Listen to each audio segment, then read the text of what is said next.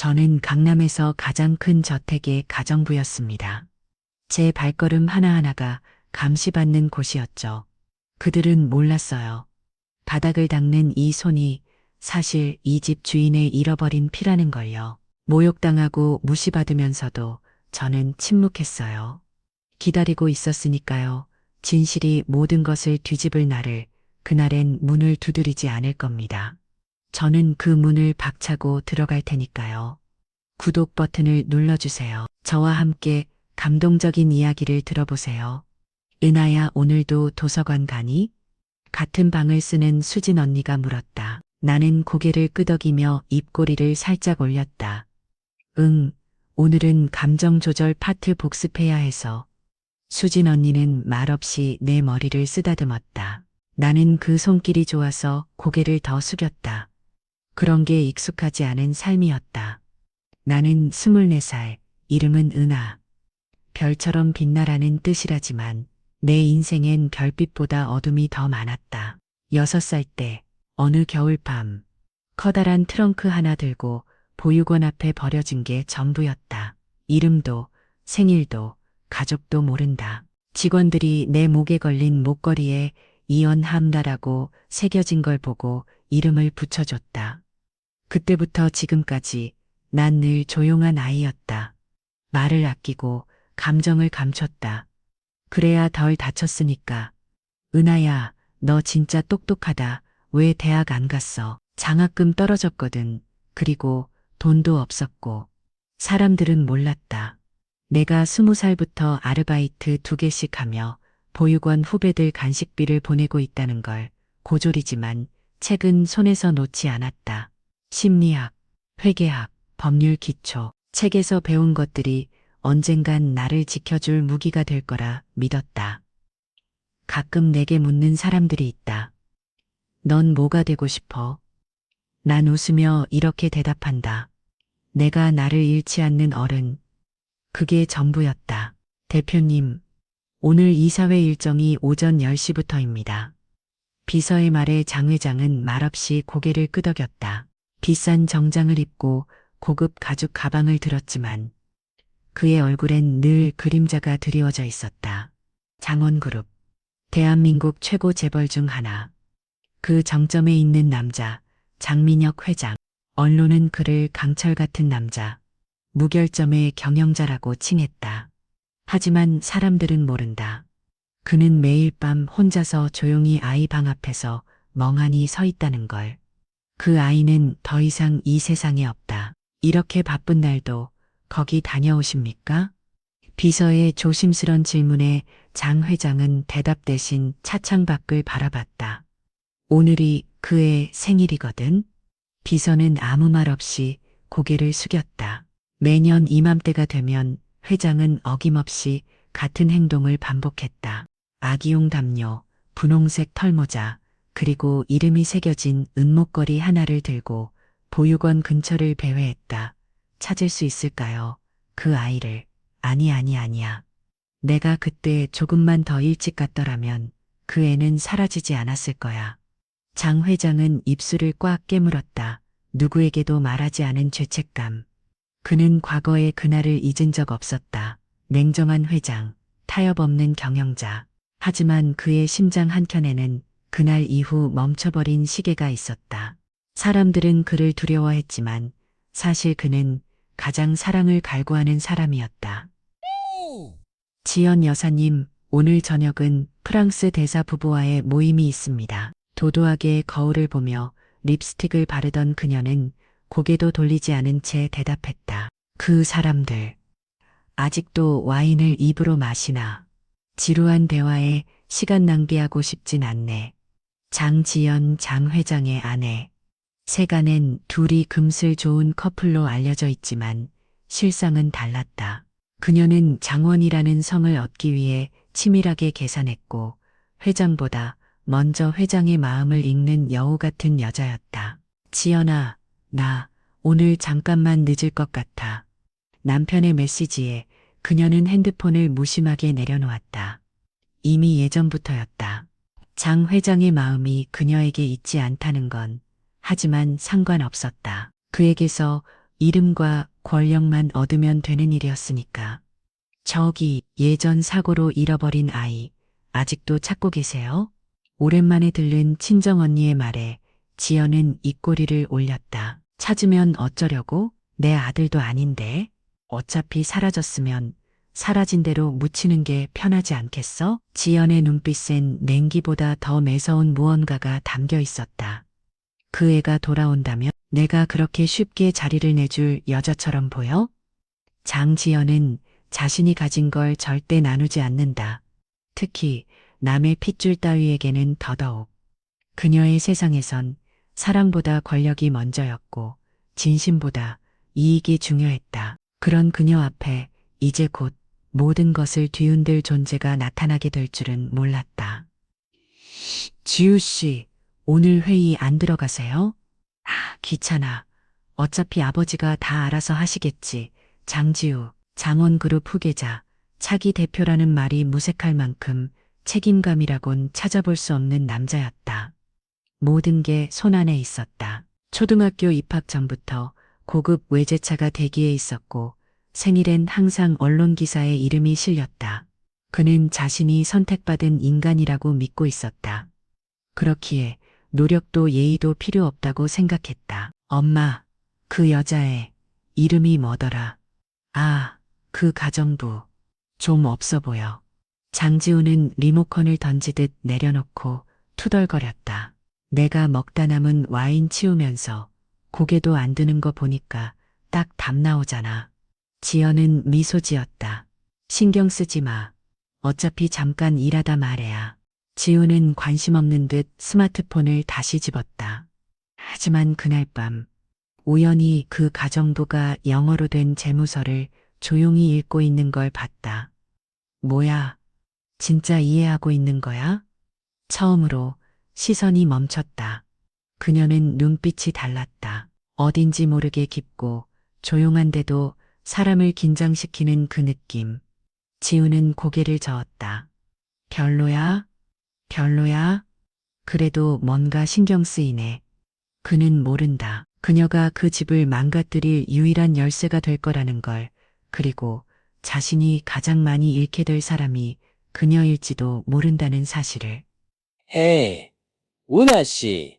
이번엔 청소도 잘하지만 말도 없고 성실하다는 평이 많더라고요. 장 여사님 댁이면 경력 쌓기엔 좋을 거예요. 인력소 사무장의 말에 나는 고개를 끄덕였다. 말수적고 조용한 성격이 처음으로 장점이 되는 순간이었다. 계약 기간은 3개월, 연장 여부는 집주인 측 결정에 따릅니다. 그렇게 나는 장씨 저택이라는 뉴스에서만 보던 집에 들어가게 됐다. 강남 한복판, 대리석 대문과 유리벽으로 둘러싸인 그곳은 마치 또 하나의 세계 같았다. 가정부 방은 지하 1층, 동선은 거실을 피해서 돌아서 움직이세요. 절대 주인들 앞에서는 말 걸지 마시고요. 첫날부터 경고 같았다. 하지만 낯설지 않았다. 나는 늘 남들 그림자 속에서 조용히 존재해 왔으니까. 너 이름이 뭐라고 했지? 첫 대면이었다. 아름답지만 차가운 얼굴, 장지연 여사, 은하입니다. 그녀는 나를 머리부터 발끝까지 훑어보더니 피식 웃었다. 그 이름 참 순진하게 들리네. 착한 척만 안 하면 계약 연장될 거야. 심장이 철렁 내려앉았다. 하지만 나는 입술을 깨물고 고개를 숙였다. 그날 밤 나는 지하 방에서 혼자 불을 끄고 누웠다. 그리고 처음으로 저택 위쪽 가족이 사는 공간을 올려다보았다. 이 집 어딘가에 내 과거가 숨어 있는 걸까? 어둠 속에서도 내 손에 감긴 목걸이는 차갑지만 선명하게 반짝이고 있었다. 지하방 불을 끄고 나면 나는 늘 같은 루틴을 반복했다. 작은 보자기에 곱게 쌓인 그것. 내게 세상 단 하나뿐인 유산. 조심스럽게 매듭을 풀어 목걸이를 꺼냈다. 은색 체인. 그리고 손톱만한 펜던트 하나. 누렇게 바른 것 같지만 내겐 누구보다 반짝이는 보물이기도 했다. 너 이거 어디서 났어? 예전에 보육원 아이들 중 하나가 물었을 때 나는 그저 웃으며 말했다. 엄마가 남겨준 거래. 내겐 기억이 없다. 어머니 얼굴도 목소리도 따뜻했던 품도. 하지만 이 목걸이 하나만은 항상 내 곁에 있었다. 그리고 펜던트 뒷면 조그마한 글씨 쟁EH. 처음엔 무슨 뜻인지 몰랐다. 하지만 중학교 때 우연히 영어 선생님이 알려줬다. 이니셜이네. 쟁 성이 장씨인가 봐. 그 순간 심장이 멎는 줄 알았다. 장이라면 서울에 사는 재벌 집안, 장씨 가문. 혹시 나와 관계가 있을까? 설마 아닐 거야. 그럴 리가 없지. 하지만 이상했다. 어릴 적 내 얼굴을 유독 오래 들여다보던 어떤 중년 부인의 눈빛. 그리고 이번에 들어온 장 회장 댁. 그 집 거실 벽에 걸린 오래된 가족 사진 속 어린 여자아이의 얼굴. 나랑 닮았어. 나는 목걸이를 꼭 쥐었다. 확신은 없지만 이 집과 나 사이엔 뭔가가 있다. 그리고 언젠가는 그 진실이 드러날 거라는 직감이 들었다. 이 목걸이가 그 열쇠라는 것도. 은하 씨, 저기 복도 유리창에 자국 있잖아요? 그거 왜 아직 안 닦았어요? 죄송합니다. 지금 바로. 그리고 쓰레기장 앞도 냄새 나더라고요. 여긴 하루 2번 치우는 게 기본이에요. 나는 고개를 숙이며 손에 들고 있던 청소 도구를 다시 꼭 쥐었다. 정원 쪽 화분도 정리해놓고 마당 물도 뿌려놔요. 아, 세탁기도 돌아가는지 확인 좀 하고. 말을 끝낸 건 지우였다. 소파에 들어 누운 채 내 쪽은 쳐다보지도 않으며 핸드폰만 보고 있었다. 네, 알겠습니다. 나는 그렇게 하루에 15번도 넘게 미라고 말해야만 했다. 아무도 내 눈을 보지 않았다. 그들에게 나는 그냥 말없이 움직이는 손에 불과했다. 은하 씨, 이 접시 뭐야? 물자국 남았잖아. 죄송합니다. 다시 닦을게요. 하긴 학력도 시원찮고 경험도 없으니 뭐 하나 제대로 하겠어. 지연 여사의 말, 칼날 같은 말투에 얼굴이 확 붉어졌지만 나는 고개를 숙인 채 아무 말도 하지 않았다. 그날 밤 지하방 침대에 누워서도 손이 덜덜 떨렸다. 분해서가 아니라 익숙해서였다. 세상은 나 같은 사람을 언제나 보이지 않는 존재로 만들어버리곤 했다. 하지만 나는 안다. 그들이 날 무시하는 동안 나는 조용히 기억하고 관찰하고 준비하고 있다는 걸. 누군가는 날 그림자라 부르지만 그림자는 언제든 빛을 따라 움직일 수 있다. 그리고 그 빛이 아주 가까이 다가오고 있었다. 지연 씨, 이 집 관리는 정말 완벽하네요. 먼지 하나 없어요. 오후의 햇살 아래 거실 한가운데엔 고급스러운 차 세트와 고가 브랜드 백을 든 여자 셋이 앉아 수다를 떨고 있었다.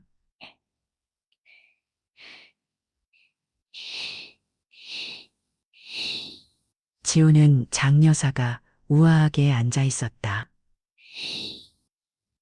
그럼요.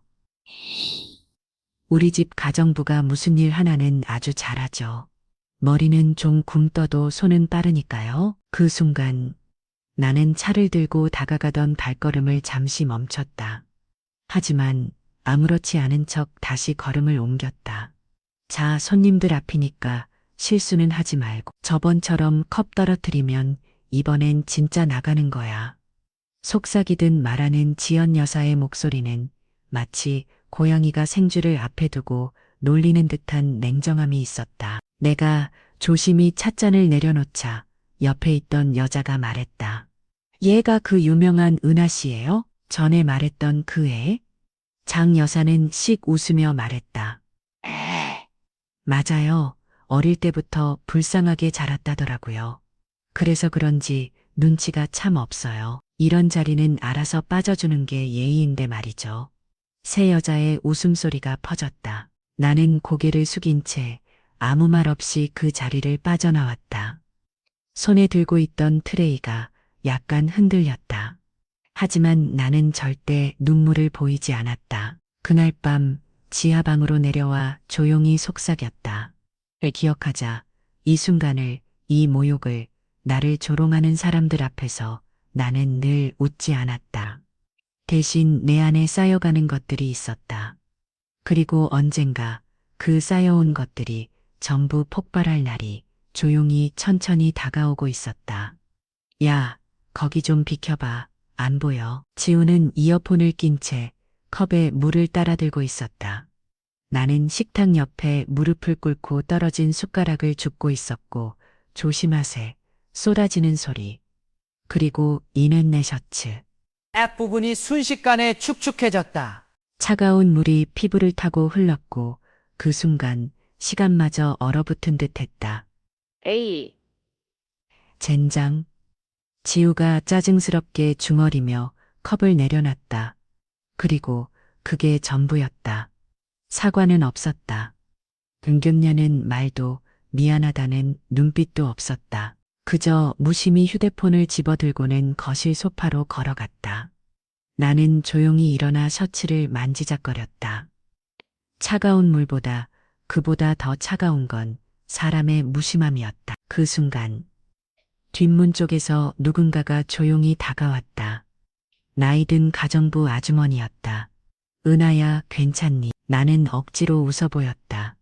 네, 그냥 옷만 갈아입으면 돼요. 저 애는 어릴 때부터 그래, 사람을 사람으로 안 봐. 그 말이 마음에 박혔다. 사람을 사람으로 안 본다. 나는 셔츠를 바꿔 입으며 거울을 봤다. 물이 흐른 자리에 얼룩처럼 번진 그 말. 그날 이후로 지우를 보는 눈이 달라졌다. 그의 무심함 속에 숨겨진 공허함, 혹은 두려움, 그리고 언젠가는 그 눈빛도 나를 피하지 못하게 만들 거라는 예감. 은하야, 잠깐 여기 좀 와볼래? 부엌 한편에서 야채를 다듬고 있던 김 아주머니가 나를 손짓해 불렀다. 나는 고개를 끄덕이고 다가갔다. 너 요즘 많이 힘들지? 그 말에 순간 멈칫했다. 누구에게도 그런 질문을 받아본 적이 없었다. 괜찮아요. 원래 이런 일이니까요. 그런 말 나도 많이 해봤단다. 근데 은하야, 아주머니는 내 손등을 가볍게 잡았다. 그 손은 따뜻했다. 누군가에게 잡힌 손이 따뜻하게 느껴진 건 정말 오랜만이었다. 이 집은 겉으론 고상해 보여도 아는 생각보다 더 시려. 조심해, 특히 여사님. 증민 간녀. 증민 간녀. 취 영존 보이 부이 그 더구면다. 왜 갑자기 이런 말을 하시는 걸까? 그분. 자기한테 위협이 될 만한 건 무조건 없애려고 해. 괜히 눈에 띄지 말고 말도 아끼고 그게 너한테 좋아. 아주머니의 눈빛엔 진심이 가득했다. 그 속엔 오래전부터 이 집을 살아낸 사람만이 아는 고단함이 있었다. 근데 아주머니, 왜 저한테 이렇게 잘해주시죠? 그녀는 씩 웃었다. 넌 이상하게 예전 내 딸아이랑 닮았거든. 그리고 너한텐 뭔가 말 못할 깊은 사연이 있을 것 같아. 나는 아무 대답도 하지 못했다. 그저 작게 고개를 숙인 채 마음속으로 되뇌었다. 그래, 나도 누군가의 딸이었겠지. 그리고 그 진실을 이제 절대 놓치지 않을 거야. 밤 11시. 저택은 고요했고 위층 불은 대부분 꺼져 있었다. 지하방 작은 스탠드 불빛 아래서 나는 오늘도 똑같은 습관을 반복했다. 베개 밑에 숨겨둔 작은 보자기를 꺼내 그 속에 든 은목걸이를 조심히 손에 쥐었다. 반짝이지 않았다. 하지만 내겐 세상 누구보다 소중한 빛이었다. 펜던트 뒤편, 작게 새겨진 글자 하나. 이혼장. 처음 봤을 땐 몰랐었다. 은연 은하의 은인가? 단순한 조합인가? 그런데 이 집에 들어오고 나서부터 그 이름이 자꾸 머릿속을 떠나지 않았다. 장씨 집안. 그리고 장귀라는 글자. 설마, 그럴 리가 없어. 그건 너무 영화 같은 이야기잖아. 나는 작게 웃었다. 하지만 웃음은 금세 사라졌다. 심장은 거짓말을 못한다. 하필 왜 이 집일까? 하필 왜 이 가족들 사이에서 나만 이토록 낯설고 익숙한 기시감에 시달릴까. 그날도 나는 목걸이를 꼭 쥐며 속으로 중얼거렸다. 내가 널 놓치지 않겠다고 했지. 어떤 진실이든 이 목걸이 안에 담겨 있다면 나는 끝까지 찾아낼 거야. 그리고 언젠가는 누군가 이 이름을 그토록 숨기고 싶어 한 이유를 밝히게 될 것이다. 그날은 유난히 바람이 찼다. 창밖 나뭇가지가 흔들리는 소리를 들으며 나는 장 회장의 서재 청소를 맡았다. 여긴 책 먼지만 잘 털어. 아무거나 건드리지 말고. 지연 여사의 신신당부가 있었지만 그곳은 다소 낡고 방치된 느낌이 강했다. 특히 책상 한쪽 서랍은 자물쇠도 없이 반쯤 열린 채 삐걱거리며 열렸다. 나는 조심스럽게 서랍 안을 정리하던 중 두꺼운 앨범 하나를 발견했다. 장민혁 회장 가족 사진 기록. 가슴이 쿵 내려앉았다. 괜찮겠지. 그냥 오래된 사진일 뿐이야. 떨리는 손으로 한 장 한 장 넘기다가 그 순간 심장이 멎는 듯한 사진 한 장과 마주쳤다. 장 회장, 지연 여사, 그리고 그들 사이에 서 있는 어린 여자아이, 검은 곱슬머리, 작은 웃음, 무엇보다 그 아이의 목에 걸린 그 낯익은 은색 목걸이. 나는 손으로 내 목에 걸린 펜던트를 무의식 중에 움켜쥐었다. 형태, 크기, 디자인 완벽히 같았다. 나야 숨이 멎을 것 같았다. 하지만 말도 할 수 없었다. 어릴 적 내 모습은 기억나지 않는다. 그렇기에 더 혼란스러웠다. 이 아이가 정말 나일까? 왜 이 집에선 이 아이에 대한 얘기를 아무도 하지 않는 걸까? 그날 밤 나는 목걸이를 가슴팍에 꼭 품고 잠들지 못했다. 모든 게 조금씩 맞춰지고 있었다. 하지만 동시에 모든 게 무너질지도 모른다는 불안도 함께 자라고 있었다. 은하 양, 쓰레기통 옮기는 거 내가 도와줄게. 저택 뒤 주차장 옆 창고에서 쓰레기를 정리하고 있던 내게 회장님의 오랜 기사님인 박 기사님이 조심스럽게 말을 걸었다. 괜찮아요, 기사님. 이 정도는 제가 할 수 있어요. 에이, 그래도 같이 하면 빨리 끝나잖아. 나도 심심했는데 잘 됐지 뭐. 내가 들고 있던 박스를 함께 옮기며 박 기사님은 슬쩍 나를 쳐다봤다. 그리고 잠시 그분의 눈동자가 멈췄다. 한참을 나를 바라보더니 아주 조심스럽게 말을 꺼냈다. 은하 양, 혹시 어릴 때 기억나는 가족이나 뭐 그런 거 있어? 저요? 거의 없어요. 보육원에 맡겨졌을 땐 이미 6살이었고 이름도 목걸이에 새겨진 걸로 붙여졌대요. 내 대답에 박 기사님의 표정이 굳어졌다. 혹시 목걸이 좀 보여줄 수 있을까? 순간 경계심이 들었지만 그 눈빛이 너무 진지하고 따뜻해서 나는 망설이다. 목걸이를 꺼내 조심히 보여줬다. 박 기사님의 손이 살짝 떨렸다. 이거, 맞아, 이거야. 그때 그 꼬마가 항상 하고 다니던 거. 이건 회장님이 특별히 맞춘 거였어. 네? 그 아이, 지금은 없어진 줄 알았는데 그의 목소리가 작게 떨렸다. 은하 양, 혹시 정말 그 아이일지도 모르겠구먼. 나는 말이 나오지 않았다.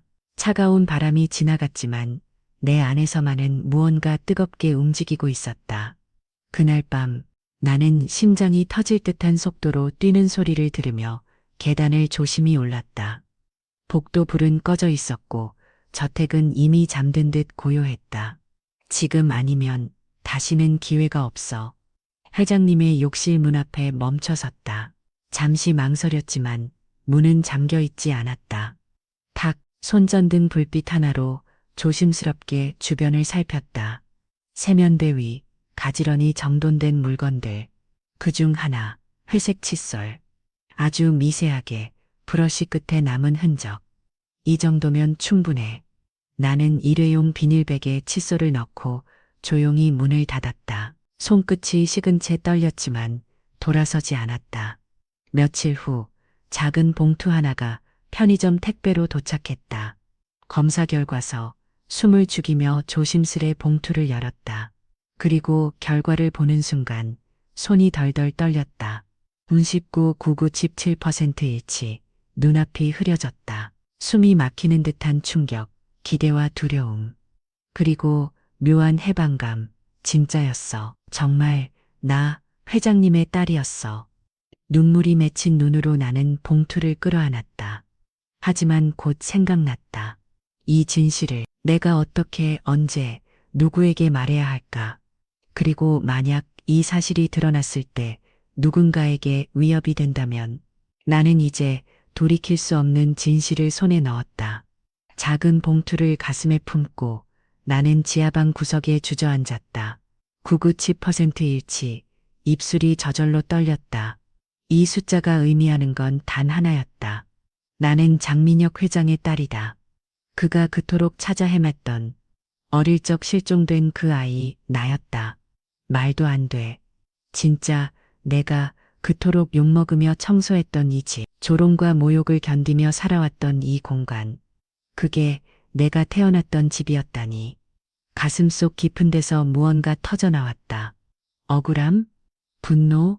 그리움? 아니, 다 섞인 감정이었다. 어릴 적 기억나지 않는 따뜻한 품. 언제부턴가 익숙했던 장 회장의 눈빛. 지우의 무관심 속에 숨겨져 있던 미묘한 시선. 그리고 지연 여사의 그 이상한 경계심. 다 알고 있었던 건 아니겠지? 나는 거울을 바라보았다. 그 속에 내가 이제는 더 이상 가정부 은하가 아니었다. 나는 장은하. 이 집에 잊혀진 진짜 딸이었다. 하지만 이 진실을 드러내는 순간 모든 게 뒤집힐 것이다. 그리고 나는 그 순간을 위해 차분히 준비할 것이다. 여보, 그 아이 아직도 찾고 있어? 장 회장이 허탈한 눈빛으로 벽을 바라보던 어느 날 밤, 지연 여사는 조용히 그 옆에 앉았다. 민혁 씨, 이제 그만 놓아줘야 하지 않을까? 당신도 알잖아. 그 아이는 이미 세상에 없다는 거. 장 회장의 얼굴이 일그러졌다. 아니야, 난 못 믿어.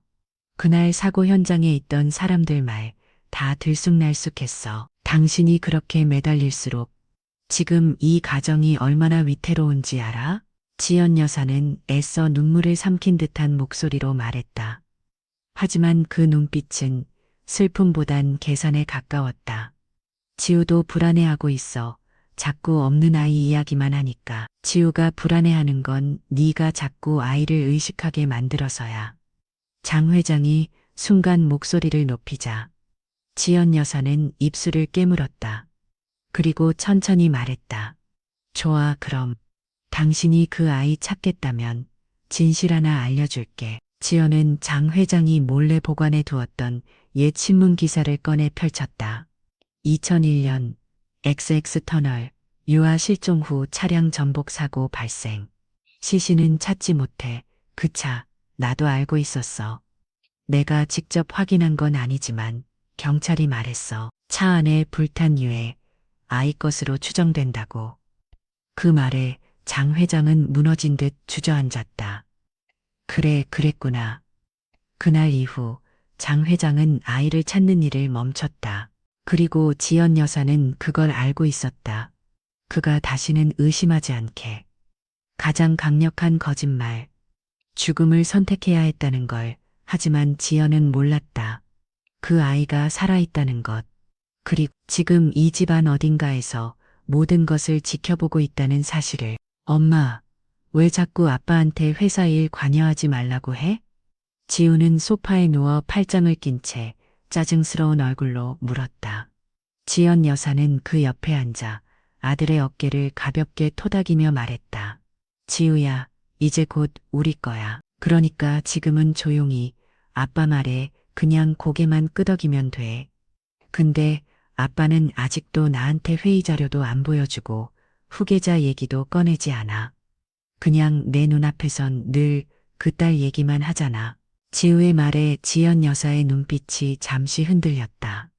그러나 이내 그녀는 매서운 표정으로 말했다. 그래서 더 조심해야 해. 그 남자 결국 감정에 휘둘리는 스타일이야. 네가 착한 척만 잘하면 언젠간 다 줄 거야. 그녀는 작은 금고를 열어 안에 숨겨둔 서류철을 꺼냈다.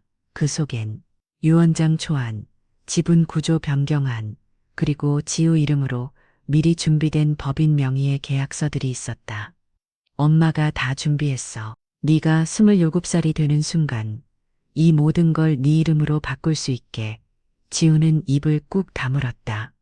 그의 눈에는 욕망과 불안이 동시에 비쳤다.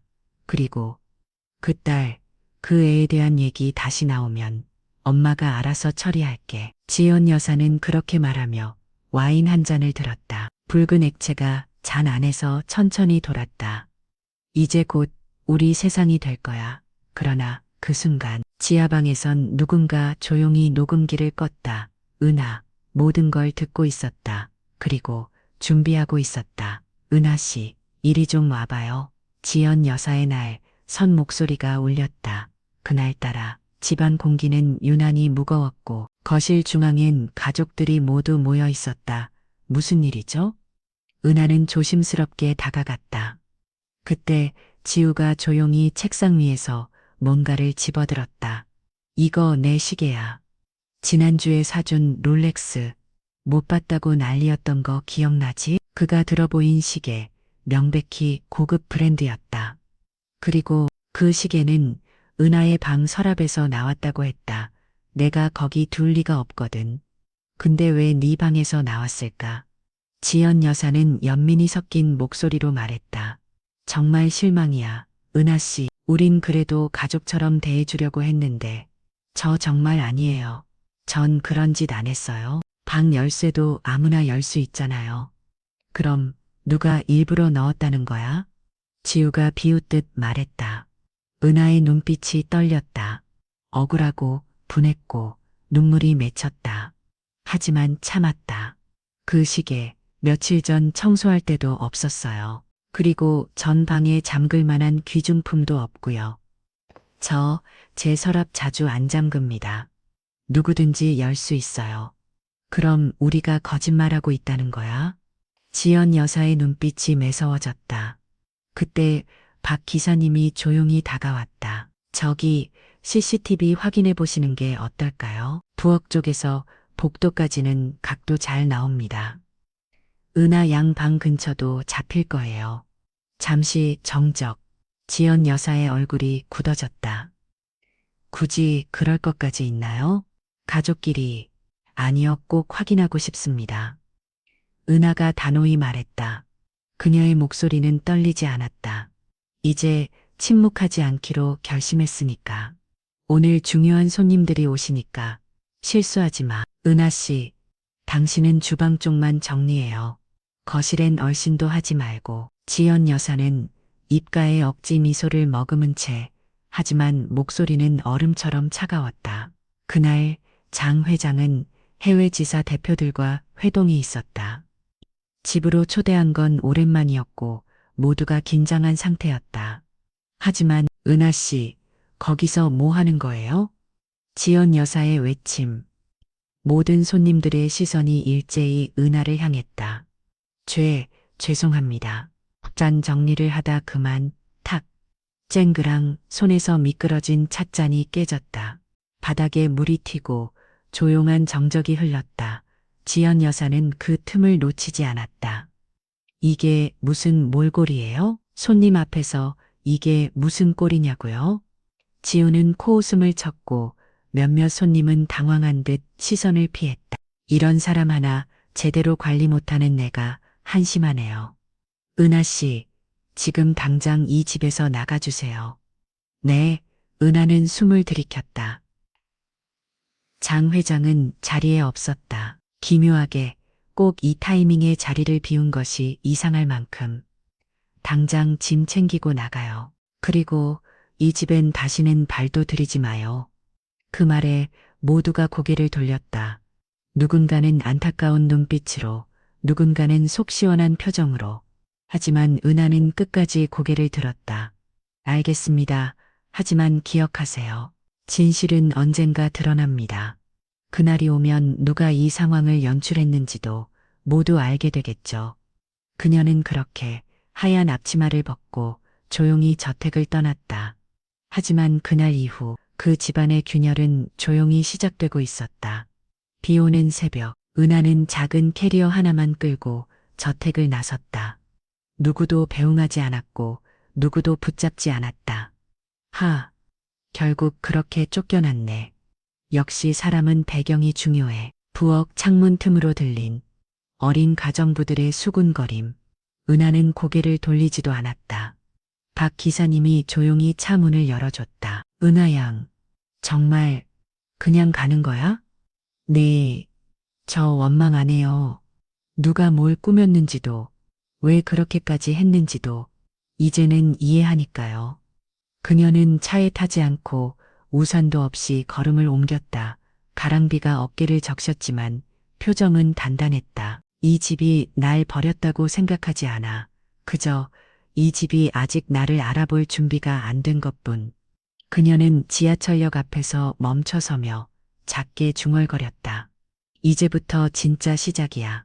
가정부 은하는 끝났고 장은하로 살아갈 준비가 됐어. 그리고 그녀의 손 안엔 DNA 결과지와 함께 녹음 파일이 담긴 USB 하나가 꼭 쥐어져 있었다. 말없이 떠났지만 그 누구보다 많은 걸 가지고 나왔던 그날, 그녀는 세상이 다시 보게 될 잊혀진 진짜 이름을 조용히 꺼내들 준비를 하고 있었다. 안녕하세요. 혹시 이분 조사 가능할까요? 서울 강북에 위치한 작은 법무법인 은하는 조심스럽게 한 장의 사진을 꺼냈다. 사진 속에는 차갑게 웃고 있는 장지연 여사의 얼굴이 있었다. 변호사는 눈썹을 살짝 찌푸리며 말했다. 장지연? 이름이 익숙한데요. 제이그룹 회장의 부인이잖아요? 네, 저 이분의 과거를 알고 싶어요. 결혼 전 이름, 학력, 가족, 재산 출처까지 전부요. 그 정도면 꽤 오래 걸릴 수도 있습니다. 의뢰인은 어떻게 되세요?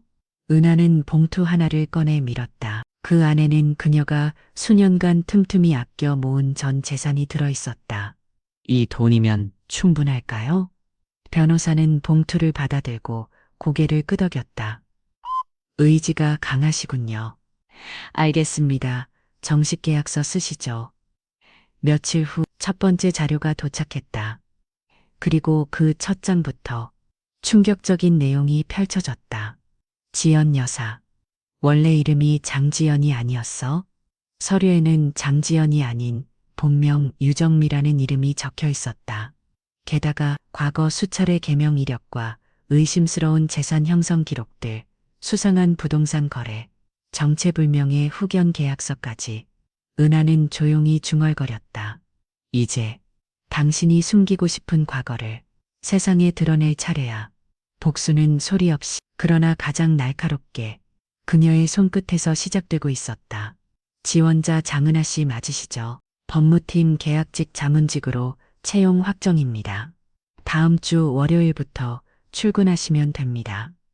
전화기 너머 인사팀 직원의 목소리에 은하는 조용히 미소 지었다. 감사합니다. 꼭 좋은 모습 보여드릴게요.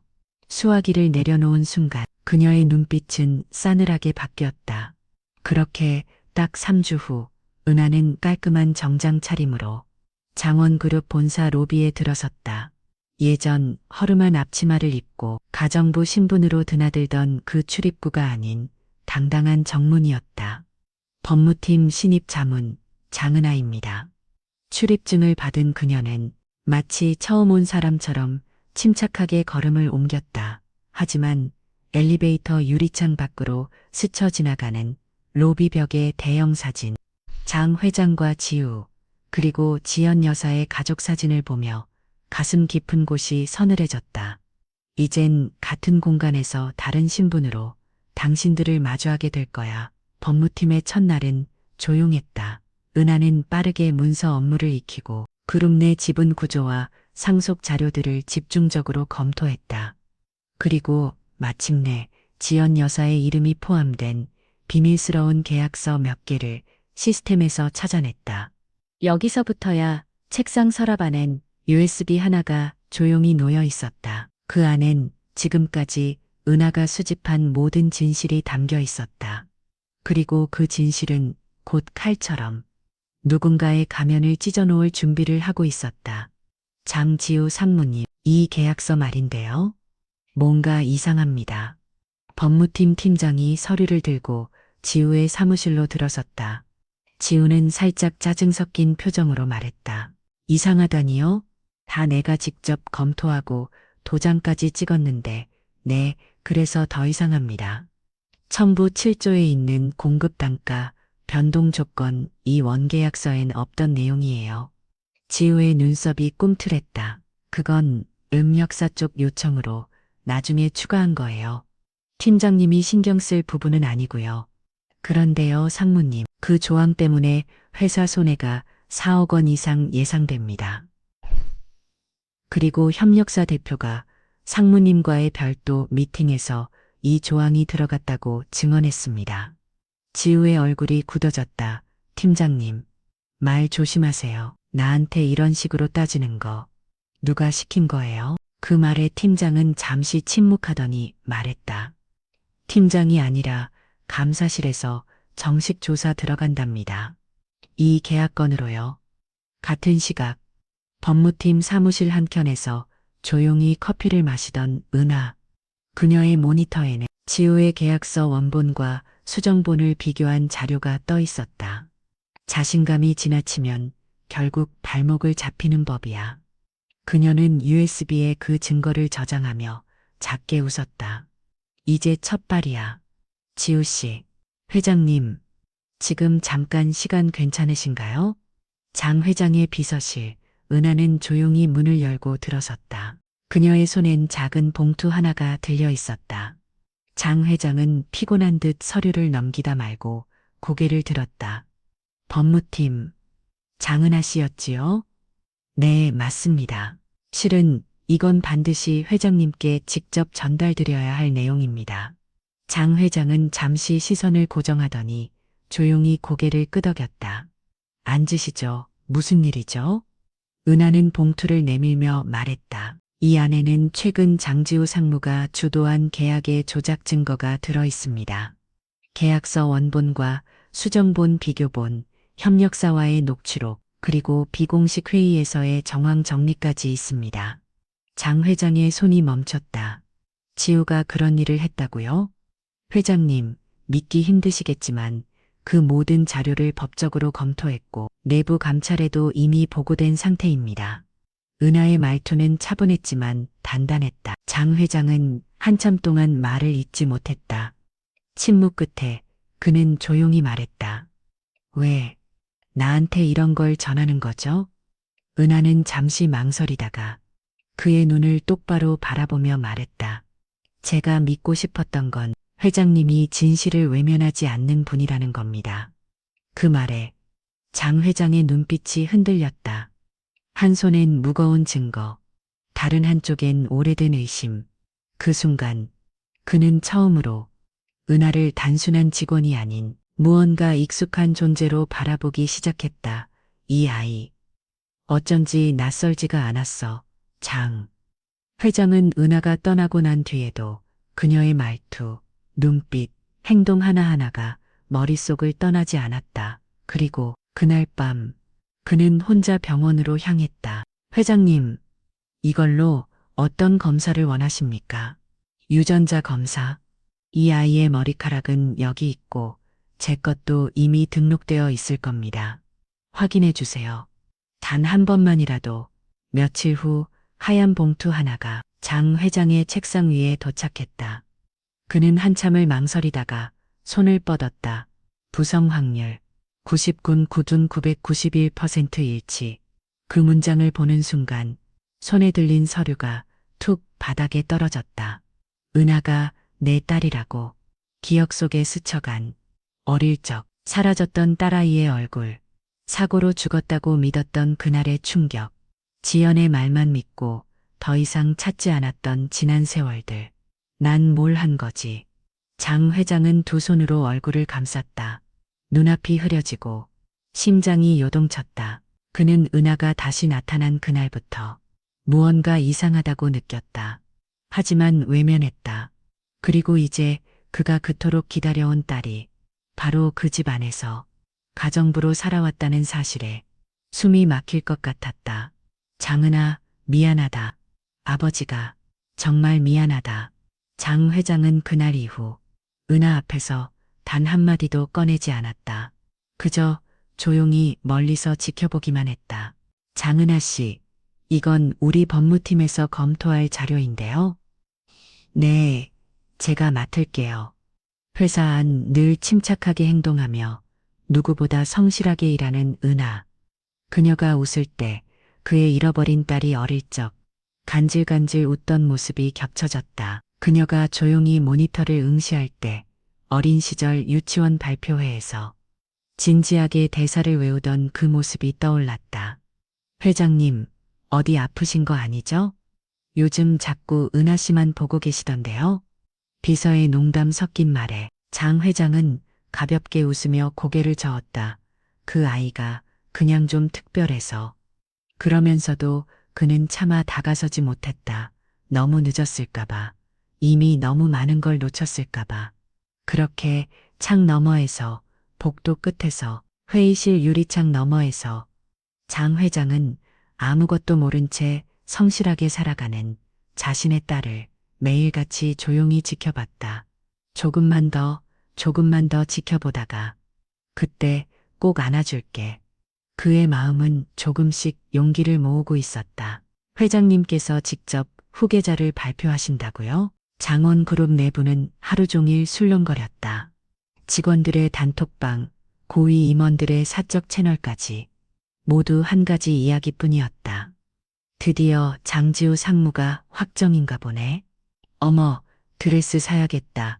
가족들도 다 참석한대. 저녁 서울 최고급 호텔 스위트홀, 샹들리에 아래에 검은 정장을 입은 재계 인사들과 언론 관계자들이 모여들었다. 지연 여사는 붉은색 드레스를 차려입고 카메라 앞에서 자신감 가득한 표정을 지었다. Helgang Samfat. 지우야, 오늘은 내 날이야. 처음, 너무 늦었지. 지금이라도 넘겨주면 감사해야지. 지우는 거만하게 웃으며 샴페인을 들었다. 그리고 장 회장이 등장했다.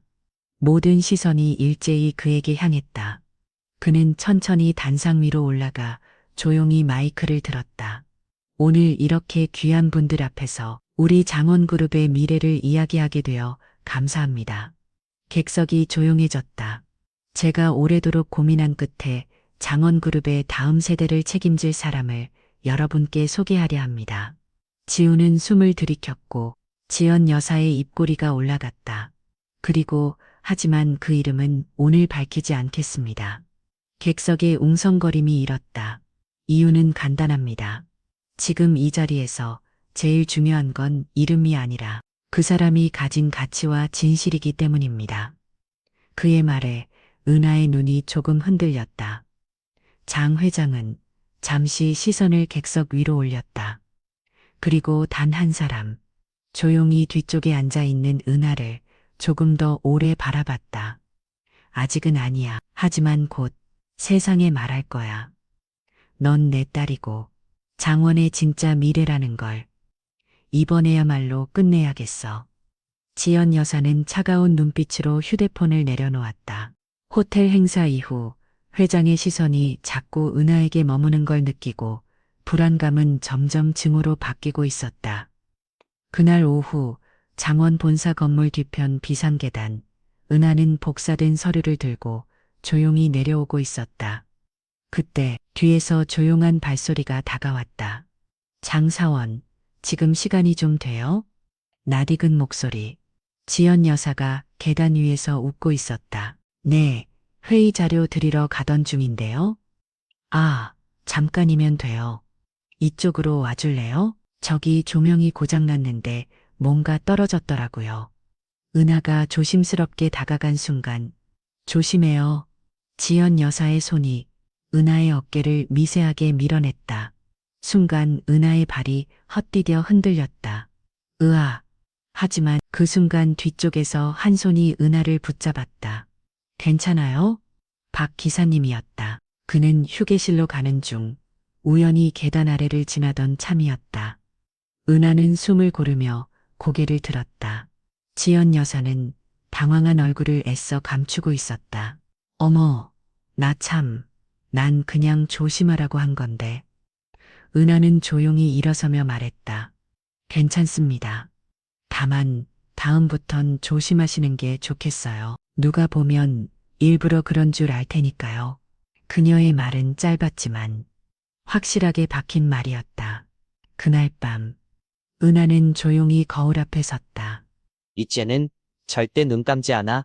누구도 날 밀어낼 수 없게 만들 거야. 장원그룹 본사 대강당. 그날은 특별한 임원 간담회가 예정되어 있었다. 하지만 평소와는 달리 전 부서 팀장들과 실무진까지 전원이 참석하라는 공지가 내려졌고 회의실엔 묘한 긴장감이 감돌았다. 지연 여사는 우아하게 앉아 있었고 지우는 지루하다는 듯 팔짱을 끼고 있었다. 그리고 단상 위로 장 회장이 천천히 걸어 올랐다. 오늘 이 자리를 빌려 장원그룹의 중요한 사실을 말씀드리려 합니다. 모두의 시선이 집중됐다. 그는 가볍게 숨을 고르고 말을 이었다. 제가 오랫동안 찾던 가족이 있습니다. 한때 잃어버렸고 다시는 못 볼 줄 알았던 제 친딸입니다. 웅성 순간 회의실이 술렁이기 시작했다. 지연 여사는 웃음을 잃었고 지우는 몸을 앞으로 숙이며 물었다. 뭐라고요? 딸이요? 그 딸은 지금 이 자리에 있습니다. 법무팀 자문직으로 일해왔던 장은하 양입니다. 장 회장이 손을 뻗자 뒤편 문이 열리며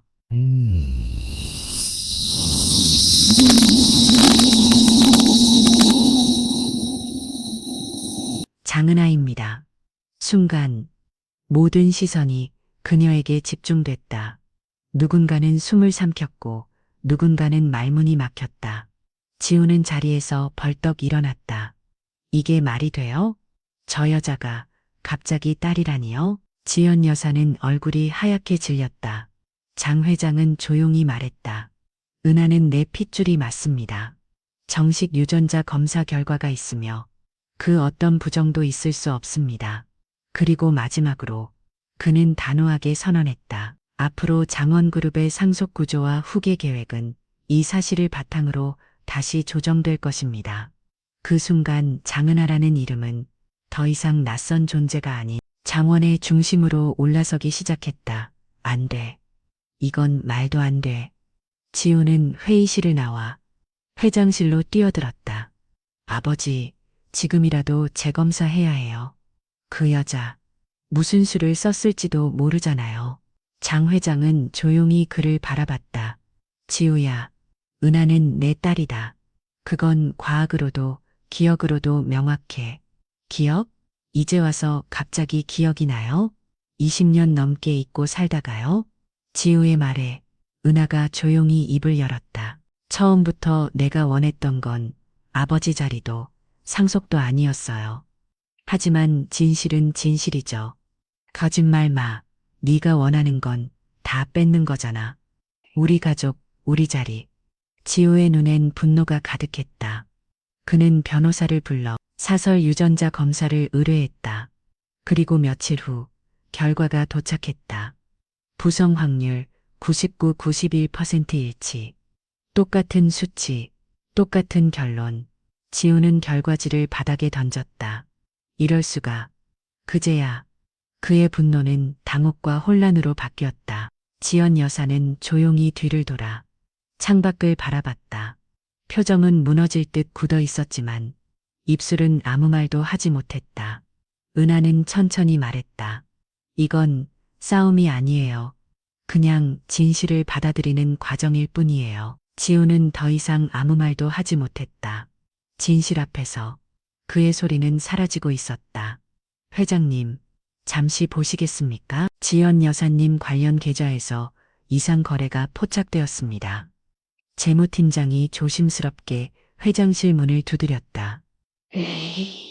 장 회장은 고개를 끄덕였고 팀장은 서류를 펼쳤다. 이 계좌들!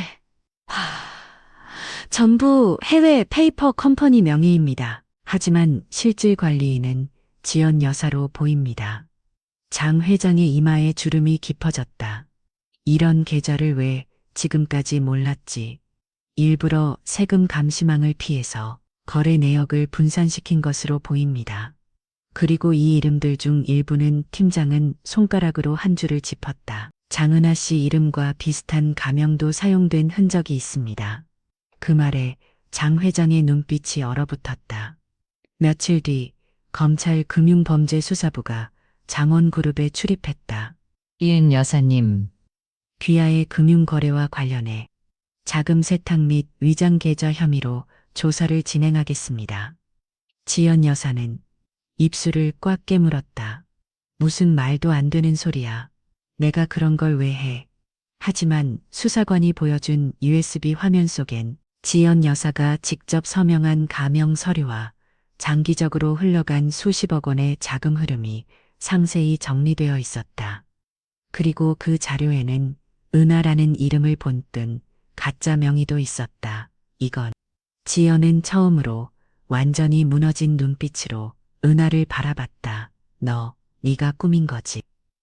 은하는 조용히 고개를 저었다. 아니요, 제가 꾸민 게 아니라 당신이 감췄던 게 드러난 것뿐이에요.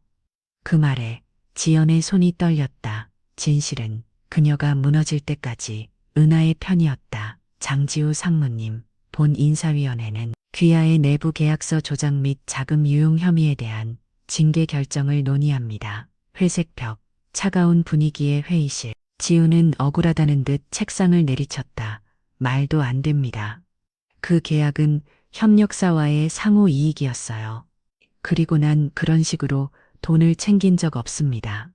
하지만 프로젝터에 떠오른 자료는 냉정했다. 장지우 상무가 서명한 내부 이메일 첨부 문서, 거래 계좌 기록, 협력사 대표의 진술까지 포함해 이 모든 건 사실을 가리킵니다. 임원 중 한 명이 고개를 들었다. 상무님, 이제는 인정하셔야 하지 않습니까? 지우는 말이 막혔다. 그 순간 문이 열리고 장 회장이 들어왔다. 모두 자리에서 일어섰지만 장 회장은 말없이 손을 들어 올렸다. 계속하시오. 위원장은 마지막 서류를 정리하며 말했다. 장지우 상무는 즉시 직무정지 및 직급 강등, 인사이동 후 6개월 재심사 대상으로 결정합니다. 지우의 얼굴에서 핏기가 사라졌다. 해임이라니. 아버지, 설마 당신도 이걸. 장 회장은 조용히 말했다. 지우야, 넌 내 아들이지만 회사 앞에선 한 사람의 임원일 뿐이야. 책임을 져야지. 그 말에 지우는 허탈하게 주저앉았다. 자리에서 일어서는 은하의 모습이 지우의 눈에 들어왔다. 그리고 그녀가 조용히 그에게 말했다. 이건 복수가 아니라 정의예요. 그 순간 지우는 처음으로 자신의 패배를 인정해야 했다. 이제 은하 씨가 장원그룹의 실질적 후계자로 오르는 건가요? 언론은 연일 보도했고 임직원들 사이에서도 기대와 의심이 교차했다. 그동안 묵묵히 일하더니 결국 저 자리를 노린 거였군. 그래도 자격은 있잖아. 친딸인데다. 실력도 있으니까. 그리고 장 회장은 정식 기자회견을 열었다. 수많은 카메라 플래시 속에서 그는 조용히 입을 열었다. 오늘 이 자리에서 장은하 양을 우리 장원그룹의 공식 후계자로 지명하고자 합니다. 회견장 안에 웅성거림이 퍼졌다. 그 순간 은하가 단상 위로 올라왔다. 그녀는 잠시 눈을 감았다가 조용히 마이크를 들었다. 죄송합니다. 저는 이 자리를 받지 않겠습니다. 정작 누구도 예상하지 못한 말이었다. 전 권력도 재산도 처음부터 원하지 않았어요. 그저 제 삶의 진실을 알고 싶었을 뿐이고 그 진실을 회피하지 않고 마주하고 싶었을 뿐입니다. 장 회장이 그녀를 바라봤다. 말없이 눈빛만으로 수많은 감정을 전하고 있었다. 이제야 알았어요. 가족이라는 건 이름이나 자리가 아니라 서로를 지키려는 마음에서 시작된다는 걸요. 카메라 셔터 소리가 멎었다. 은하는 미소 지었다. 결코 약하지 않은 모든 걸 내려놓은 사람의 미소였다. 그러니 저는 오늘로 법무팀 자리도 내려놓겠습니다. 이제 제 삶으로 돌아가려 합니다. 그녀의 말에 장 회장은 조용히 고개를 끄덕였다. 그리고 속으로 말했다. 강한 아이야. 내 딸답게 누구보다 멋진 선택을 했구나. 며칠 후 장 회장은 비공식 가족 미팅을 조용히 열었다. 은하, 지우, 몇몇 고위 임원들만 모인 그 자리에 은하는 단정한 옷차림으로 나타났다. 은하야, 정말로 후계자 자리를 거절할 생각이냐? 장 회장의 물음에 그녀는 고개를 끄덕였다. 네, 아버지. 그 자리는 제 방식과는 맞지 않아요. 하지만 부탁 하나 드리고 싶어요. 모두가 조용히 그녀를 바라보았다. 저 창업을 하려고 해요. 장원그룹 이름 없이 처음부터 시작해서 제 방식대로 회사를 키워보고 싶어요. 뭐라고? 지우는 어이없다는 듯 웃음을 흘렸다.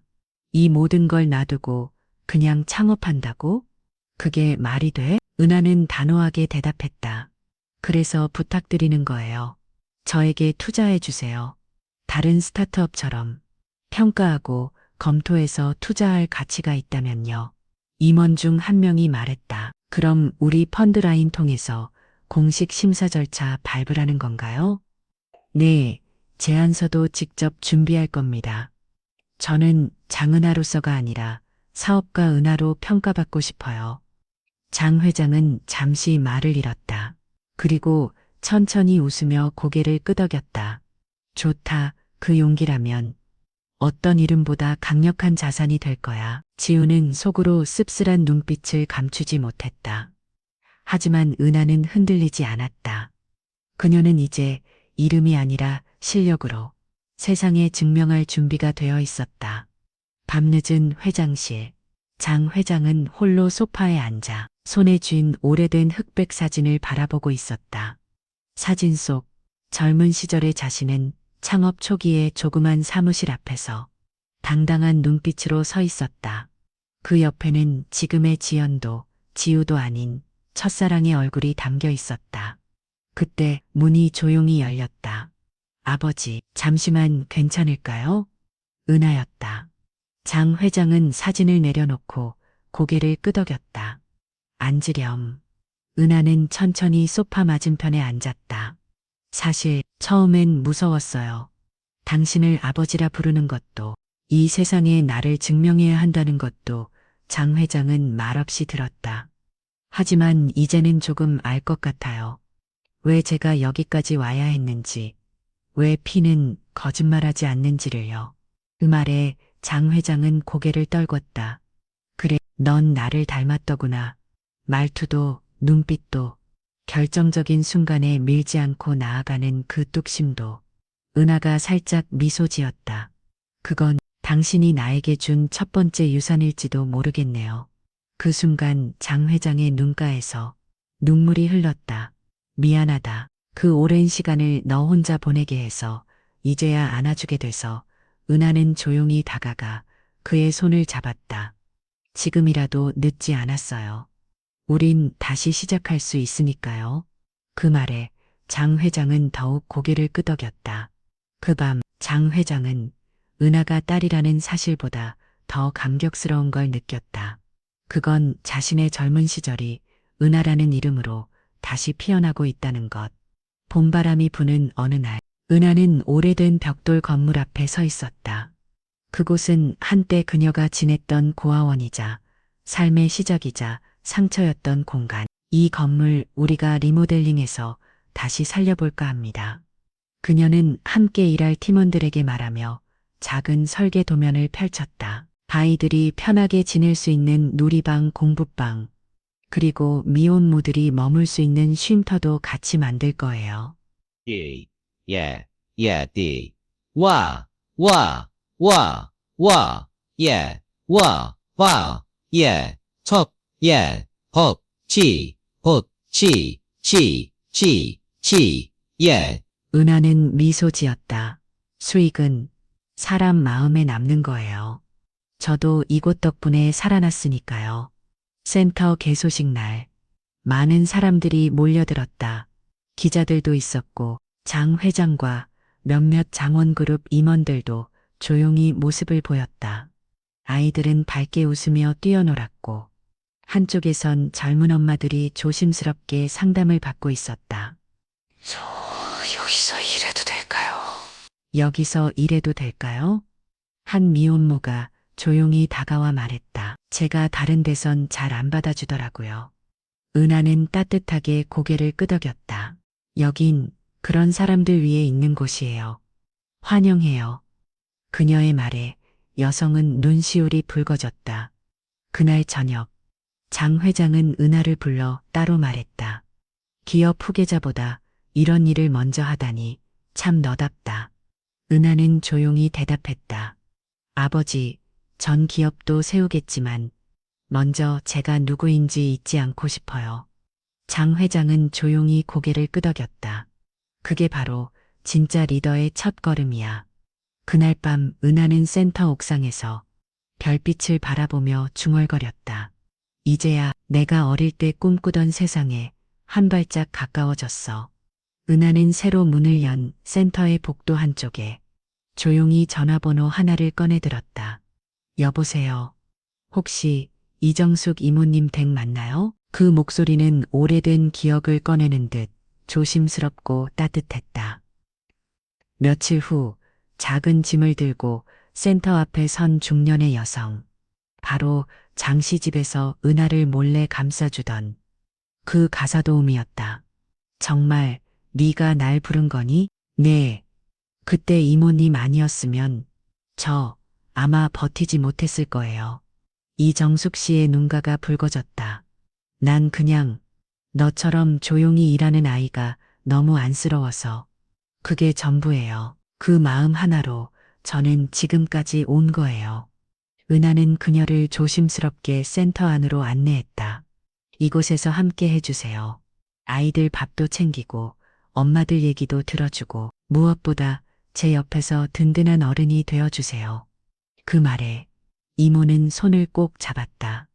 은하야, 넌 정말 잘 컸구나.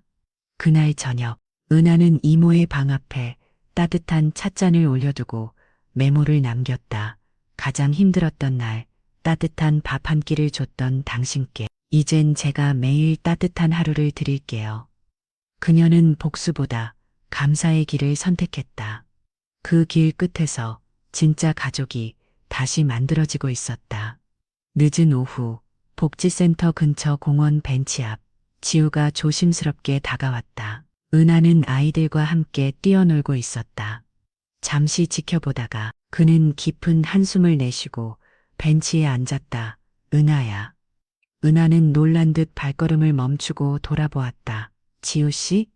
지우는 고개를 숙였다. 난 정말 바보였어. 회사, 명예, 권력에 눈이 멀어서 사람이 어떤 의미인지 잊고 가족이 어떤 존재인지 못 깨닫고 있었어. 은하는 조용히 지우의 말을 기다렸다. 지우는 눈을 들고 말했다.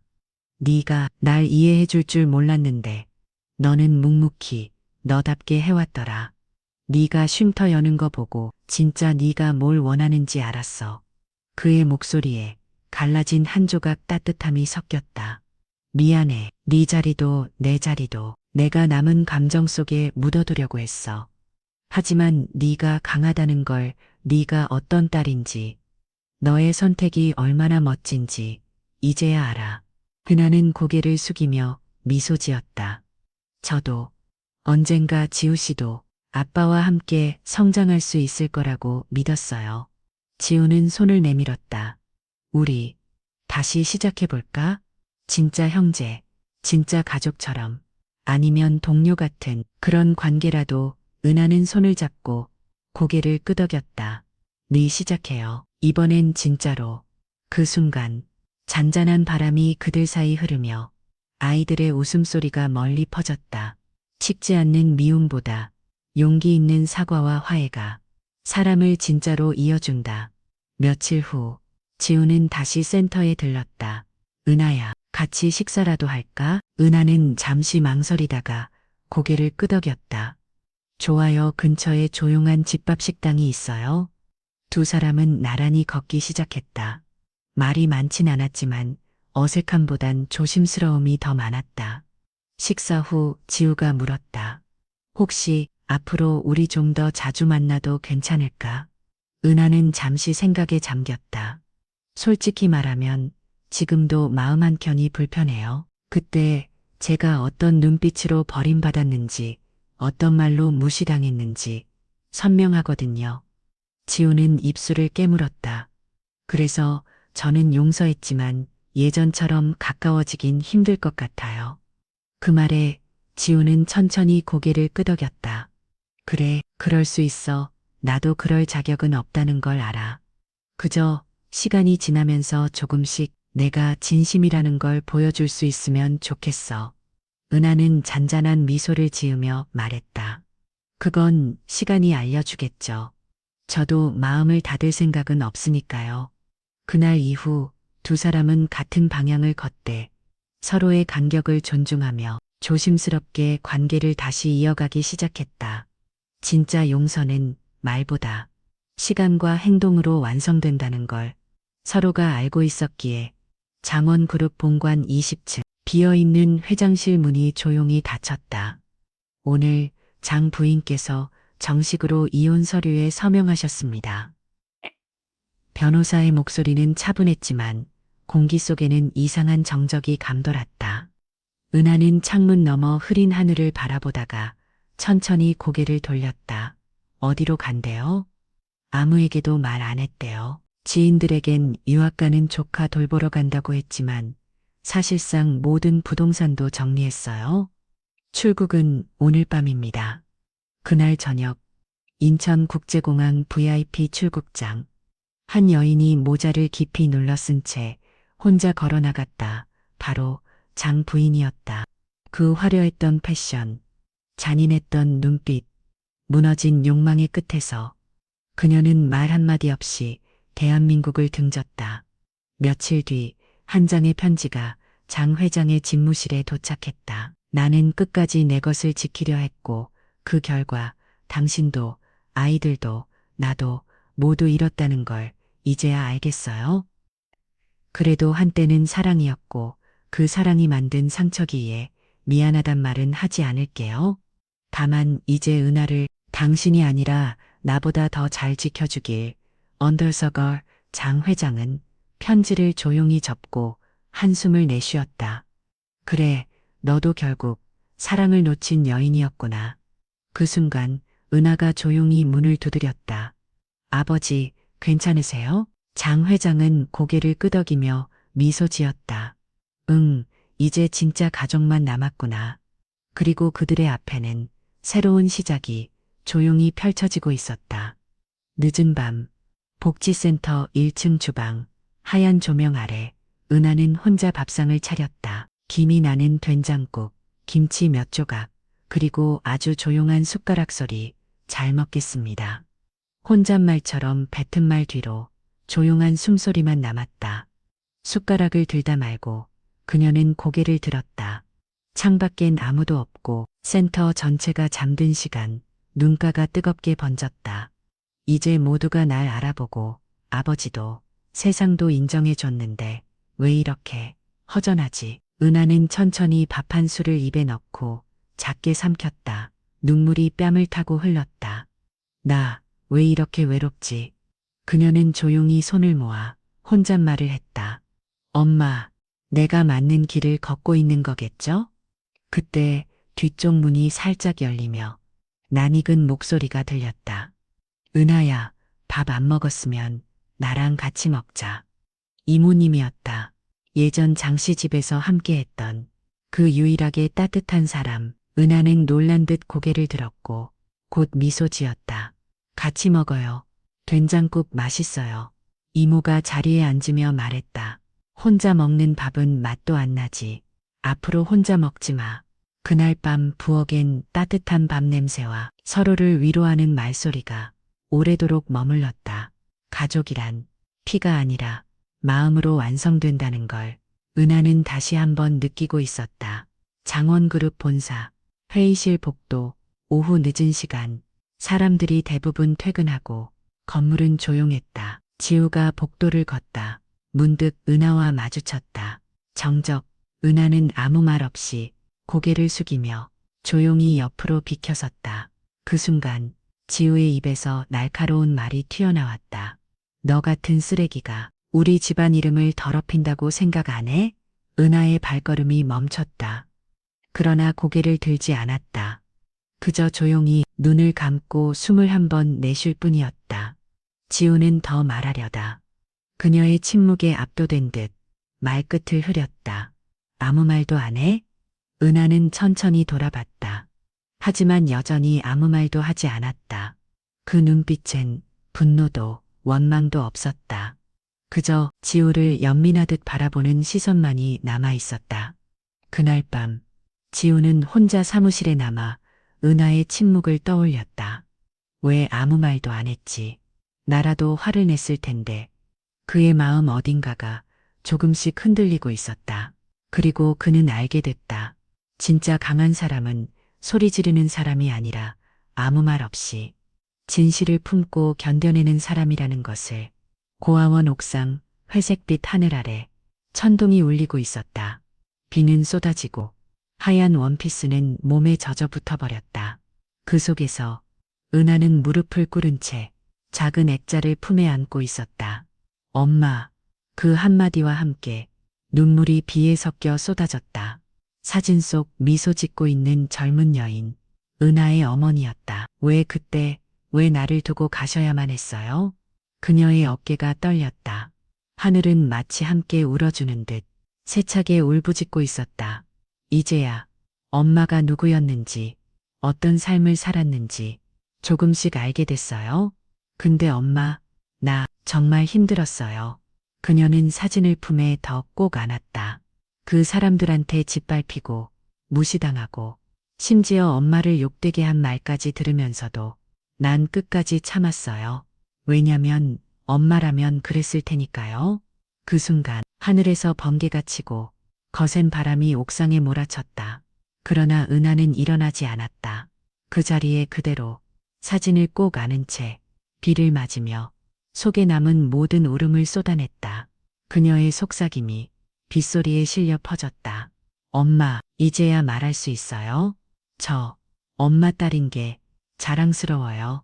그리고 그날 밤 하늘은 오랜만에 비를 멈췄다. 늦은 밤 장 회장은 복지센터 앞에 조용히 섰다. 손엔 작은 꽃다발이 들려 있었고 그의 눈엔 깊은 주름과 그리움이 서려 있었다. 문을 열자 정가 평소처럼 서류를 정리하고 있었다. 은하야, 정. 은하가 고개를 들었다. 그 순간 두 사람의 시선이 맞닿았다. 짧은 정적. 그리고 은하가 천천히 일어섰다. 아버지. 장 회장은 떨리는 손으로 딸을 바라봤다. 그의 눈엔 금세 눈물이 맺혔다. 그래, 네가 맞구나. 그는 천천히 다가가 은하의 양 어깨를 붙잡았다. 이 아버지가, 이 바보 같은 놈이 널 몰라보고. 목소리가 떨렸다. 은하는 말없이 그 품에 안겼다. 그 순간 장 회장은 더 이상 참고 서 있을 수 없었다. 미안하다. 정말 미안하다. 그의 두 팔이 20년을 지나 드디어 딸을 품었다. 마치 잃어버린 시간을 다시 붙잡으려는 듯 그들은 말없이 서로를 꼭 껴안았다. 시간이 멈춘 듯한 포옹, 가슴 속 응어리를 녹여내는 눈물. 은하가 작게 속삭였다. 이제 괜찮아요, 아버지. 이렇게라도 다시 만났잖아요. 장 회장은 그녀를 더 꽉 안으며 말했다. 그래, 절대 다시는 널 놓치지 않을 거야. 밖에선 봄비가 부드럽게 내리고 있었고 그 부드러운 빗소리 속에 아버지와 딸은 처음으로 진짜 가족이 되었다. 서울 시내 최고급 호텔, 밤 7시 장원그룹 창립 50주년 기념 리셉션이라는 명목의 대형 파티가 열렸다. 기업인 정재계 인사, 기자들까지 각계각층의 인물들로 가득 찼다. 그러나 모두가 알고 있었다. 오늘 이 자리는 단순한 기념이 아닌 후계자 발표가 될 것이라는 걸. 무대 위 장 회장이 등장했다. 은빛 정장을 입고 손에 든 마이크를 조용히 들었다. 여러분, 오늘 이 자리엔 그 어떤 때보다도 제 진심을 담아 한 사람을 소개하려 합니다. 사람들의 웅성거림이 번졌다. 이 아이는 제가 20년 전에 놓쳐버린 제 피와 살입니다. 잠시 정적, 그리고 조명이 움직였다. 객석 뒤편, 단아한 검정 드레스를 입은 은하가 천천히 걸어 나왔다. 모두가 숨을 삼켰다. 저 사람이, 장 회장은 무대 아래로 내려가 은하의 손을 잡고 올렸다. 여러분, 이 아이가 제 딸 장은하입니다. 기자들의 셔터 소리가 폭발했다. 회장님, 진짜입니까? 그동안 왜 숨기셨습니까? 상속 구조에 변화가 생기는 겁니까? 질문이 쏟아졌지만 은하는 조용히 고개 숙여 인사했다. 안녕하세요. 처음 인사드립니다. 장은하입니다. 그 단 한마디에 전국 뉴스 헤드라인은 하루도 안 되어 도배됐다. 장원그룹 장 회장. 숨겨진 친딸 공개. 20년 만에 상봉. 재벌가 뒤흔든 진실. 후계 구도. 새 국면. 가사 도우미에서 상속녀로. 장은하, 누구인가, 그날 밤. 세상은 달라졌다. 그리고 은하의 인생도. 모 방송국 토크쇼. 장은하 첫 공식 인터뷰. 카메라 조명이 켜지고 MC가 조심스럽게 질문을 꺼냈다. 은하 씨, 그동안 정말 많은 일들을 겪으셨잖아요. 가사 도우미로 지내다 회장님의 친들로 밝혀지기까지 그 시간들 속에서 가장 기억에 남는 순간이 있다면요? 은하는 잠시 눈을 감았다. 그리고 마이크를 조용히 들며 한마디 던졌다. 여러분은 존재 자체가 무시당해서 조용히 견디는 것밖에 방법이 없었던 적 있으세요? 스튜디오가 순간 정적에 휩싸였다. MC마저 입을 다물었고 카메라 앞에 앉은 관객들도 고개를 들지 못했다. 은하가 말을 이었다. 저는요, 밥을 먹을 때도 청소를 할 때도 심지어 내 물건이 아닌 것에 대해 도둑이라고 몰릴 때도 아무 말 못했어요. 그저 입을 닫고 고개 숙이고 마음속으로만 소리쳤죠. 나는 그저 살아남아야 해. MC가 조용히 물었다. 지금은요? 지금은 그렇게 안 해도 되잖아요. 은하가 미소 지었다. 네, 지금은요. 제가 누군지 말할 수 있는 이름이 생겼고 그 이름에 부끄럽지 않게 살아가고 싶어요. 그녀의 눈빛엔 더 이상 눈물이 없었다. 단단한 신념과 과거를 견뎌낸 이만이 가진 고요한 빛이 있었다. 그날 수많은 사람들이 화면 앞에서 같은 질문을 떠올렸다. 나는 언제 침묵밖에 선택할 수 없었던가. 서울 여의도, 국내 최대 경제 포럼 무대, 전국 언론사, 재벌 총수들, 정치인들, 유명 CEO들까지 수천 명이 함께 모인 자리였다. 어제의 토크쇼 발언은 순식간에 장원그룹 상속녀 너머로 가사 도우미에서 여신으로라 불리며 사회적 이슈로 떠올랐다. 사회자가 엄숙히 말을 뗐다. 오늘 포럼의 마지막 시간에는 특별한 인물을 초청했습니다. 바로 장원그룹의 진짜 딸인. 순간 관객들 사이에서 소곤거림이 일었다. 저 사람이. 카메라가 천천히 무대 위쪽에 있는 은하를 비췄다.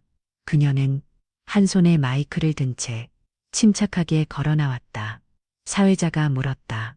장은하 씨, 오늘 이 자리에서는 소감 한 말씀 해주시겠습니까? 은하는 미소 지으며 답했다. 감사합니다. 그보다 제가 반대로 묻고 싶습니다. 환연전 리면은 가우선 잡습니다. 은하는 천천히 한 걸음 내디뎠다. 저 가사 도우미로 살았던 시간, 진짜 이름이 없던 시간, 앞으로도 이름이 아닌 어떤 타이틀로 불릴 때 저는 묻고 싶어요. 그녀는 잠시 눈을 감았다. 그리고 다시 말했다. 그녀는 도대체 누구인가? 순간 천장 조명이 꺼지고 은하만을 비추는 스포트라이트가 켜졌다. 수천 명의 눈이, 카메라가, 방송용 마이크가 그녀를 향했다. 은하의 목소리는 쿨하게 낮았다. 저는 누구나 인정받을 수 있는 사람이고 싶어요. 제 삶의 스토리, 제 이름 자체가 더 이상 주변 사람이 아닌 사람이기 위해 제가 나아가는 이유입니다.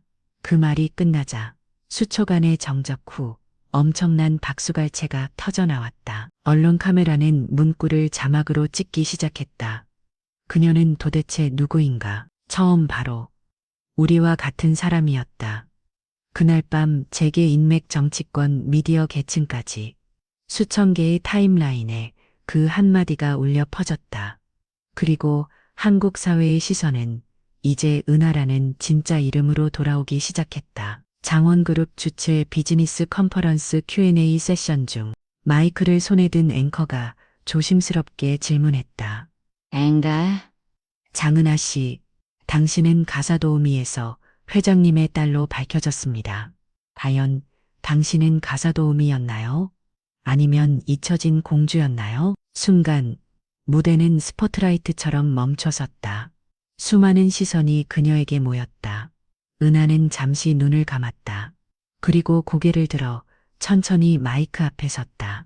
솔직히 말하면 저는 그 둘 모두였습니다. 관객석에서 숨소리가 멎었다. 가사도우미로 살았던 시간은 보이지 않는 존재처럼 느껴졌고 그때가 없었다면 이 자리에도 없었을 겁니다. 그녀는 한 걸음 더 다가갔다. 그리고 잊혀진 공주였던 시간은 내 이름도 없이 잃어버린 정체성을 찾아가는 오랜 여정이었습니다. 카메라 조명이 은하를 따랐다. 이제 돌아보면 어떤 타이틀이 더 의미 있었다고요? 저는 그저 정확히 은하로 불리고 싶었고 그 이름으로 사람 대 사람으로 진심을 전하고 싶었을 뿐입니다. 그 말에 관객석은 숙연해졌다. 마이크를 내리며 은하는 끝맺었다. 저는 오늘 가사도우미라도 공주라도 아닌 내 이름을 인정받고 싶어요. 그 이름으로 다시 시작하겠습니다. 무대 아래 언론사 리포터들은 숨을 고르고 재계 인사들은 고개를 끄덕였으며 청중들은 그녀의 이름을 속삭였다.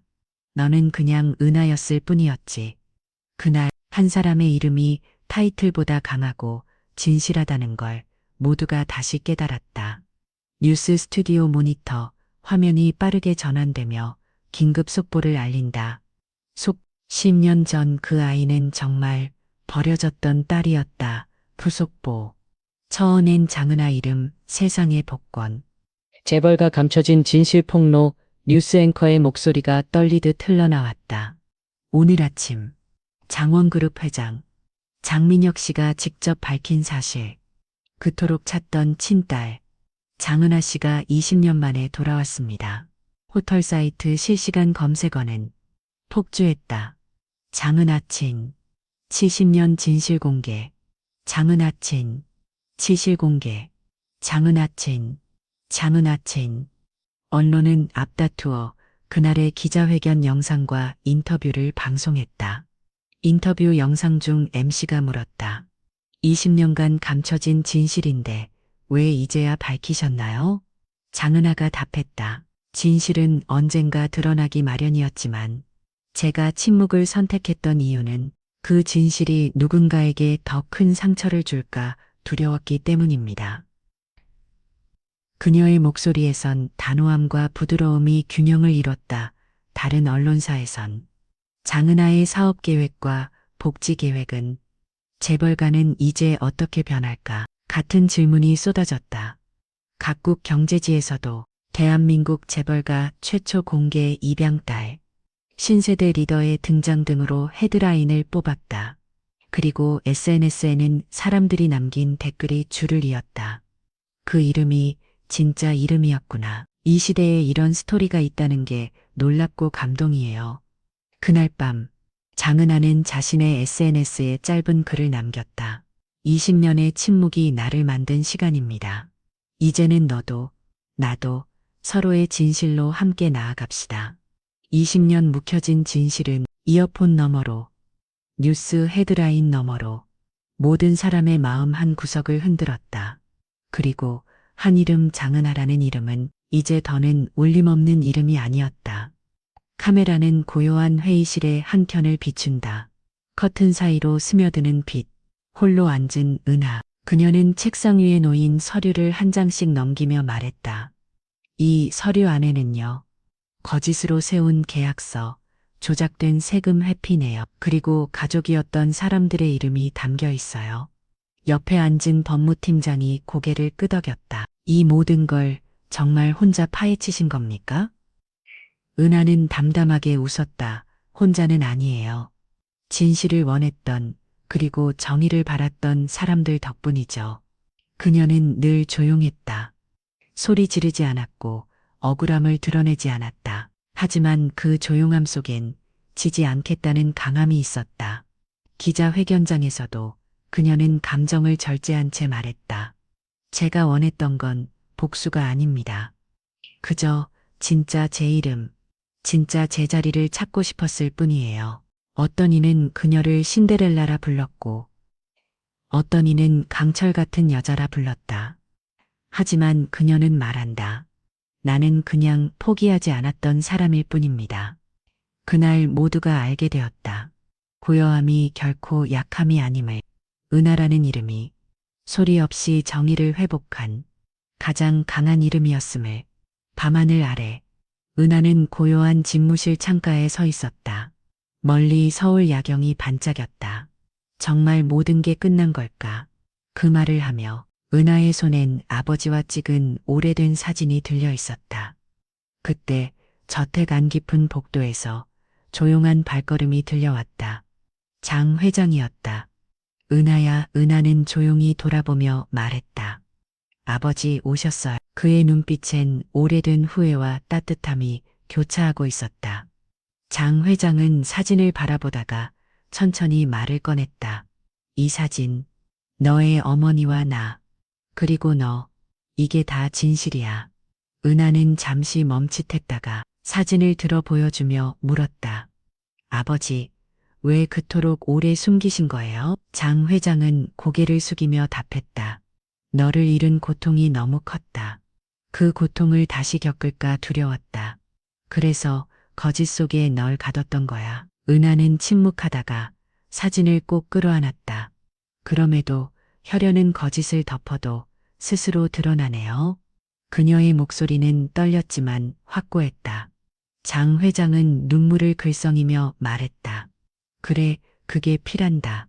아무리 감추도 묻어도 언제든 드러난다. 그리고 그 피는 너와 나를 다시 이어준다. 두 사람은 말없이 사진 앞에 함께 섰다. 허탈함도 후회도 이제는 모두 사라졌다. 남은 건 진짜 가족으로서의 시작이었다. 그날 밤 서울의 불빛은 둘의 뒤에서 더욱 선명하게 빛나고 있었다. 피는 어떤 거짓보다 강하고 어떤 침묵보다 깊었다. 그리고 그 사실은 이제 누구도 뒤집을 수 없었다. 중소기업 창업 컨퍼런스 현장, 카메라 플래시가 연신 터지는 가운데 한 여성이 단상 위에 섰다. 은하였다. 그녀는 정장 대신 단정한 셔츠와 슬랙스를 입고 차분히 마이크를 잡았다. 저는 한때 가사 도우미였습니다. 청중이 술렁거렸다. 그리고 지금 저는 제가 직접 세운 회사를 이끌고 있습니다. 기자 중 하나가 물었다.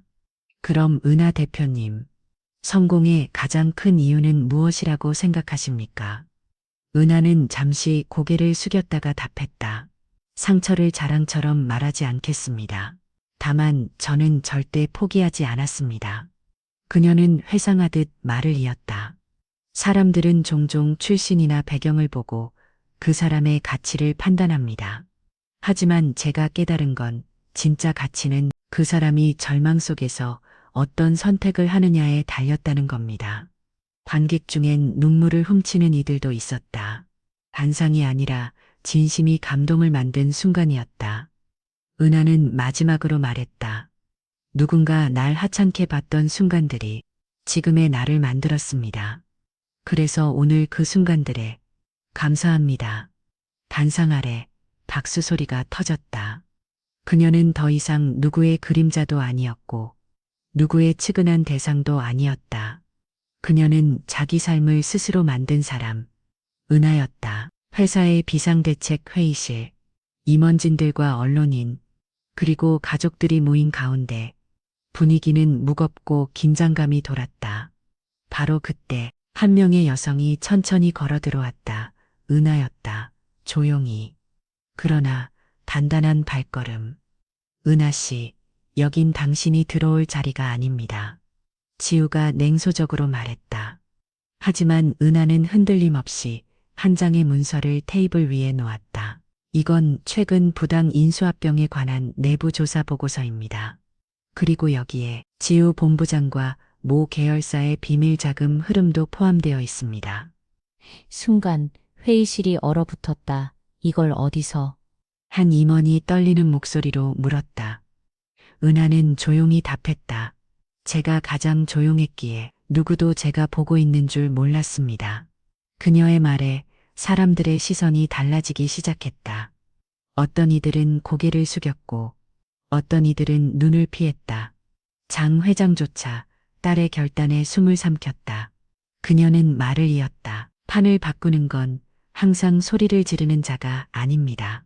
조용히 묵묵히 제 자리를 지키는 사람이 세상을 바꾸기도 하죠.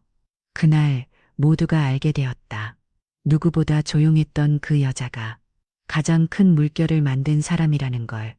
은하는 그 어떤 소리보다 더 강력한 행동으로 판을 바꿨다. 늦은 밤 은하는 사무실에 홀로 남아 있었다. 유리창에 비친 자신의 모습과 마주하며 그녀는 조용히 웃었다. 언젠가는 쓰러질 거라 했지. 네가 혼자선 아무것도 못한다고. 그녀는 예전 지우의 말을 떠올렸다. 하지만 지금 그녀는 수십 명의 직원을 둔 대표였고 세상의 시선을 바꾼 여인이었다. 비서가 문을 열며 말했다. 대표님, 기자분들이 인터뷰 준비를 마쳤다고 합니다. 은하는 고개를 끄덕이며 일어섰다. 카메라 앞에서 기자는 물었다. 대표님은 어떤 순간에 가장 강하다고 느끼셨나요? 은하는 잠시 숨을 고르더니 차분하게 대답했다. 내가 나를 지켜야 했던 그 순간요. 누구도 나 대신 싸워주지 않을 때, 내가 나의 유일한 편일 때, 그때 나는 타오르는 불이 되었어요. 그녀는 이어서 말했다. 여자가 자신을 위해 일어서면 그건 더 이상 불씨가 아닙니다. 그건 누구도 꺼뜨릴 수 없는 불꽃이에요. 기자도 카메라맨도 한참을 침묵했다. 그 순간만큼은 모두가 느꼈다. 은하는 단순한 성공한 여성이 아닌 세상의 편견을 태운 하나의 불꽃이었다는 것을. 그리고 그 불꽃은 수많은 약한 사람들에게 새로운 불을 지필 희망이 되었다.